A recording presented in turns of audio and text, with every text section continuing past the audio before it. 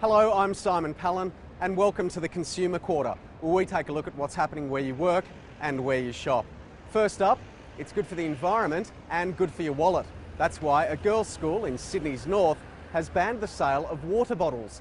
There are calls for other schools to follow suit, but the water bottle industry says it's not worried. These old-style water bubblers used to be enough. Then bottled water became the first quenching option of choice. Now this private girls' high school has ruled that water bubblers will once again have to suffice. For the environment, we're hopefully reducing consumption of plastic water bottles both within the school, and hopefully the promotion of it will prompt behavioural change outside the school as well.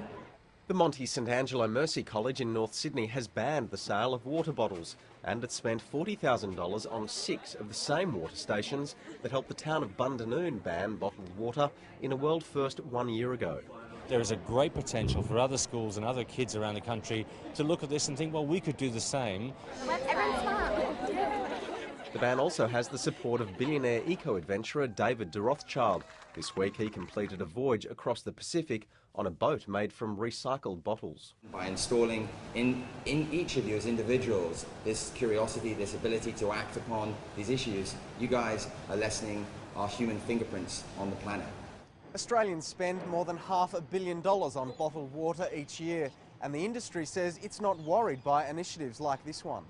No, look, the industry doesn't think that this will impact on the bottom line, because we believe that the vast majority of Australians can recognise that bottled water serves a need when they're out and about.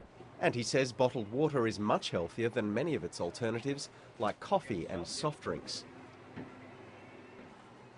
Well, for more on this, I spoke to Jon Dee from the environmental advocacy group Do Something, and I started out by asking him how all people can reduce their plastic water bottle consumption.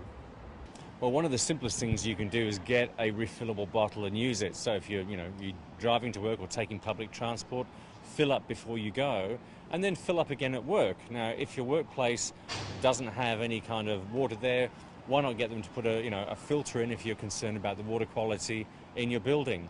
The other thing, of course, that you can do is lobby your local council to put more water bubblers back on the streets. We used to have water bubblers virtually on every street corner, but over the years we've lost them, and part of this campaign by Do Something is to get that back out there, and we're finding that we're getting a lot of public support to get those bubblers back on the streets. So why is it so important for people to reduce their water bottle consumption?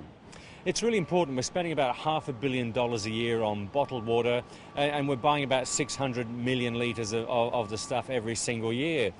Now, there's a very big environmental impact associated with the extraction of the water, the transportation of that water to bottling plants, where it gets put in bottles with plastic that's come from China, then transporting all that heavy water around the country to supermarkets and retailers, where it's put in refrigerators, and then at the end of its life, only 36% of those bottles are being recycled. The rest end up as litter or landfill.